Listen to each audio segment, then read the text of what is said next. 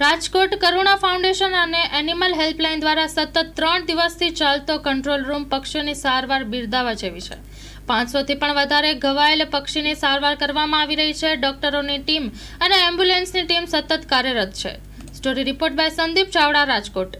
Rameshbhai Thakkar, Shri Karuna foundation trust animal helpline trustee.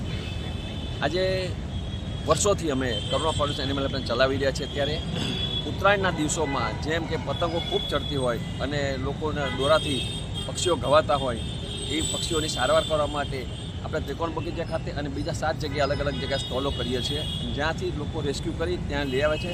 અમારી ડૉક્ટરની team જ્યાં જરૂર પડે ત્યાંની પાંખોની, પગની, ગળાની જ્યાં જ્યાં કપાત હોય ત્યાં સ્ટીચીસ અને વ્યવસ્થિત આપણી જેમ જ પ્લાસ્ટરને બધું થઈ શકે છે। આપણી જેવી દવાઓ કામ લાગે છે એને, અને વિધિન 3-4 ડેઝ અથવા તો વધુ અથવા તો 10મા દિવસે ઉડી શકીએ એવી આપણું રેસ્ક્યુ સેન્ટર અહીંથી લઈ ગયા પછી આપણે નાગેશ્વર પાસે શ્રેણી મેમોરિયલ ટ્રસ્ટમાં જે આપણી હોસ્પિટલ છે ત્યાં ઇન્ડોર રાખીએ છીએ આપણે, અને ત્યાં એવી વ્યવસ્થા રાખી છે કે પહેલાં દિવસે નીચે જ બેઠા હોય, પછી જેમ પાંખ આવતી એમ પહેલાં બીજે ત્રીજે ચોથે પણ અલગ અલગ સ્ટોલ રાખ્યા જ્યાં ચડતા હોય છે, અને બારી ઉપર રાખી છે। જ્યારે સક્ષમ થઈ જાય તો પોતાની જાતે જ ઉડી જતા હોય છે। પણ આજે નાગરિકોને વિનંતી કરું કે સોશિયલ મીડિયાના જે સંપર્કના હિસાબે આ વખતે પતંગ ઓછી ઉડી અને ઘાયલ પક્ષીઓની સંખ્યા ખૂબ ઓછી થઈ, એ અમારા માટે ગૌરવની વાત છે।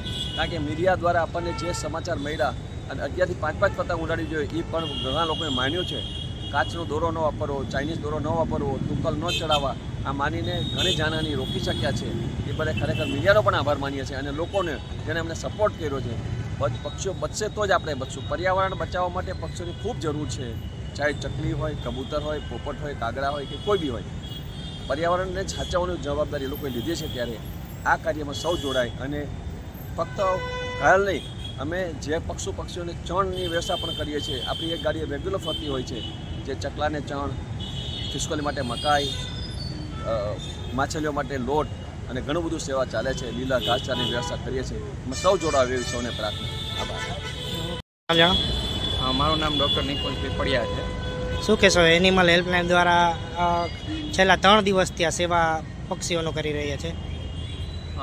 Animal helpline Shri Karuna foundation trust દ્વારા છેલ્લા 3 દિવસથી ત્રિકોણબાગ ખાતે જે કેમ્પ ચાલુ છે, એમાં 3 દિવસમાં 500થી ને વધારે પતંગની દોરીએથી ઘવાયેલા પક્ષીઓની સારવાર થઈ છે, અને આજે 20 તારીખ સુધી ચાલુ રહેવાનું છે કરુણા। આશરે કેટલા પક્ષીઓ અહીંયા આવ્યા કે ગાડી થ્રુ આપણી એનિમલ હેલ્પલાઇન દ્વારા? આ કેમ્પ ખાતે 500થી વધારે 3 દિવસમાં, જે અમારે અહીંયા કંટ્રોલ રૂમ અહીંયા જ કાર્યરત છે। અહીંથી અમે કેસ લખાતા અહીંના વોલ્યુન્ટર્સ દ્વારા કેસ અહીંયા જ લઈ આવીને અહીંયા જ સારવાર થઈ। આપની ટીમમાં કેટલા લોકો જોડાયેલા છે?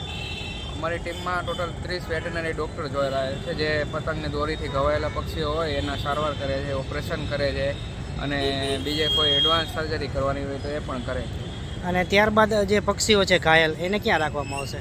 અહીંથી જે સારવાર કરીને જે પક્ષીઓ ના ઓપરેશન પતી જાય છે એને માધાપર ચોકડી અને ગોંડલ ચોકડી શ્રી કરુણા ફાઉન્ડેશન ટ્રસ્ટની જે હોસ્પિટલ છે ત્યાં લઈ જવામાં આવે છે, જ્યાં પાછળથી જે એના ડ્રેસિંગ કરવાના હોય, દવા આપવાની હોય, એ 10 દિવસ જેવું રેગ્યુલર ડ્રેસિંગ હોય છે, દવા હોય છે, પછી જે રિકવર થતા જાય એના સૂચર જે છે પાછળથી ખોલવાના હોય, ખોલીને પાછા ઉડાડી દેવામાં આવે છે।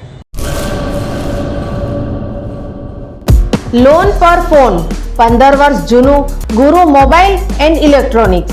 દરેક કંપનીના જૂના અને નવા મોબાઈલ લોન ઉપર મળશે, અને ઇલેક્ટ્રોનિક્સ આઇટમો ફ્રીજ, ટીવી, વોશિંગ મશીન। ગુરુ મોબાઈલ એન્ડ ઇલેક્ટ્રોનિક્સ સંતોષી માતાના મંદિર પાસે, અને અમારી અન્ય બ્રાન્ચ ગુરુ મોબાઈલ પોઈન્ટ આભા હોટલ નીચે, પેટ્રોલ પંપ સામે, ભુજ। તો મેળવો લોન પે ફોન અને તમામ ઇલેક્ટ્રોનિક્સ એપ્લાયન્સીસ।